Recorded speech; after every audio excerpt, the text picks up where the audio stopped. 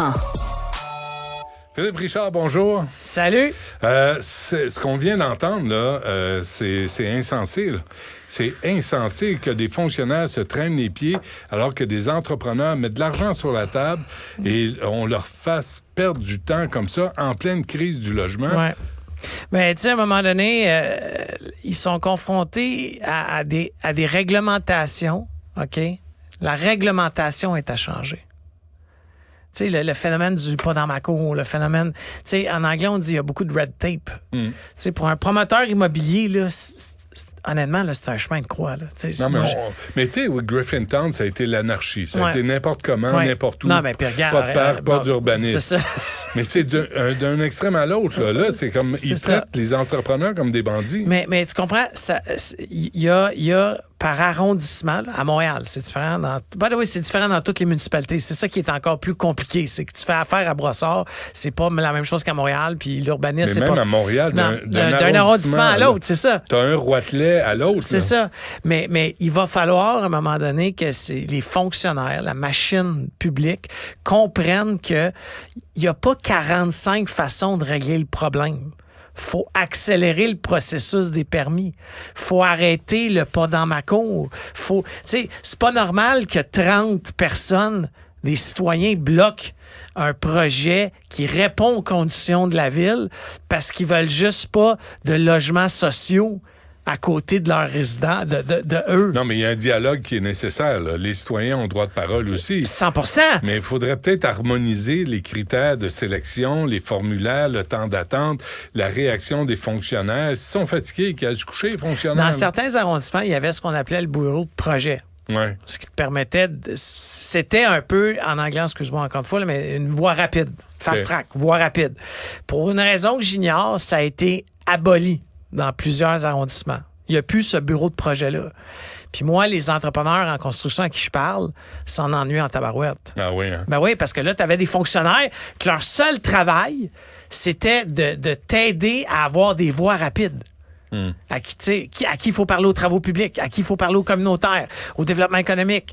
Sauf que là, tu soumets, puis t'attends, puis... des années. Non. Moi, je dis 3-4 mois, puis M. Smithster, il me reprend en me disant, non, c'est en termes d'années. D'années. Mais comment tu veux mener une entreprise quand tu fais face à ce genre de bureaucratie d'escargot? C'est insensé. Mais tu sais, il y a des endroits là, où ça se construit. Je sais pas si tu connais la petite municipalité de Saint-Rémy, pas loin de Candiac, là, vers les champs. Non. En tout cas, ils ont levé quelques blocs d'appartements. Là. Tu sais, honnêtement, là, à vue, ça a l'air des 20 logements. 20 logements. Okay. Tu sais. Mais ça pousse. Elle pousse. Mais là, tu sais, j'ai accroché quelqu'un, je dis, pourquoi? T'as un maire qui veut. T'sais, eux, ils ont des travailleurs étrangers qui viennent faire les champs agricoles, etc. Ouais. Mais là, c'était voué à ça, mais là, c'est des familles qui s'installent. Ah oui, hein? Ils s'installent. Hey, quand tu travailles dans le centre-ville, tu pars de Saint-Rémy, là. Oui, pas bien loin. C'est pas loin. C'est pas bien loin. Non, je suis d'accord, mais ça dépend des horaires que tu as. Non, c'est clair. C'est clair. Là, pourquoi tu voulais parler de la formation dans la construction? Ah non, c'est parce que je trouve ça... Tu sais, là, je le déclare, tu sais, j'ai une compagnie qui fait dans la formation. Tu sais, c'est ce que je fais dans la vie. Puis je regarde ce qui se dit sur la place publique, puis ça me fait capoter. Tu sais, les méthodes d'enseignement ont changé, là. Tu sais, d'enseigner à la craie sur un tableau, c'est peut-être pas la meilleure des solutions. Tu sais, il y a plein de techniques qui ont été... Je sais pas si tu connais la formation par jeu sérieux, mais la formation par jeu sérieux, c'est qu'à place de t'apprendre des connaissances avec un livre puis une craie au tableau, je vais te faire une mise en situation, tu vas prendre des décisions, puis le jeu s'adapte selon tes décisions, puis là, t'apprends. Parce que tu vois, mon leadership vient tomber dans le rouge. C'était peut-être pas la bonne décision.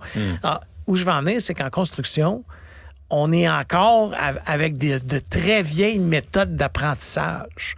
Ce qui fait en sorte que je comprends que les gens sont un peu nerveux de dire, bon, tu sais, ton menuisier, c'est à tant d'heures, on va couper ça en deux. Parce que les gens ont peur à la qualité des travaux.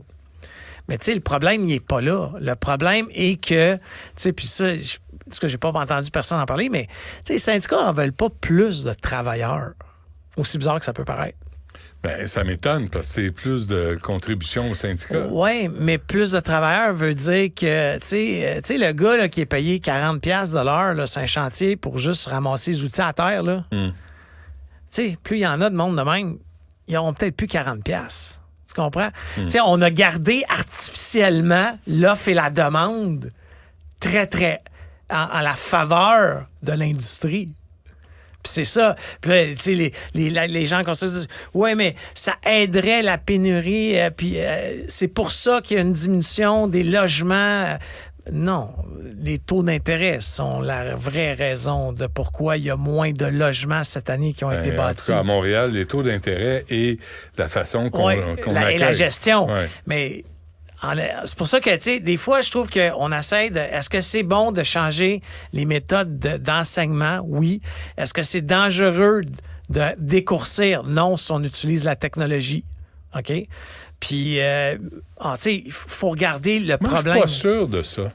Moi, je suis pas sûr. Moi, je vois mes plus jeunes, là, puis ils ont des iPads là, pour l'école, puis je suis pas sûr de ça. Moi, je pense écrire à la main quelque chose que tu comprends au tableau, le transfert des connaissances, mais selon mon vieux cerveau, se fait il est bien plus imprégné que juste de le voir sur ton iPad puis de le mettre de côté puis d'enregistrer le dossier. Benoît, les études sont contre toi. Là. Les études de grandes universités américaines, là, le MIT, Harvard, ont fait des études sur l'utilisation de la technologie. Il faut faire attention. Prenons les mathématiques. T'sais. Les mathématiques, je pense que tu as encore besoin d'un crayon, comme tu as dit, parce qu'il faut que tu apprennes à délimiter la logique derrière le calcul. OK? Puis ça, sur une tablette, un ordi. Non, prends le temps de l'écrire. Tu comprends ce que je veux dire? Ouais. Par contre, il y a des métiers ou des connaissances, la géographie. On s'entend-tu? Je dis pas que c'est pas important. Je dis juste que c'est une matière qui, historiquement, t'apprenais 100% de par cœur. Il n'y a aucune logique. Ben là. oui, mais c'est correct d'apprendre par cœur. À un moment donné, il faut apprendre par cœur. Non, mais tu parles aux gens, là, ils savent même pas. C'est Guy Nantel qui a fait un Vox Pop. À un moment donné, les gens ne savent même pas que c'est les États-Unis au sud du Canada. Ah non, mais là... Calvaire, apprenez-le. Mais apprends-le par cœur. Puis en dessous des États-Unis, c'est le Mexique. Non, mais ça, je suis d'accord. Mais là, on parle de connaissances générales. Moi, je te dis juste que, tu sais, moi, je suis de ceux, quand ils étaient jeunes, que une craie au tableau, là, donne-moi le livre, je vais l'apprendre.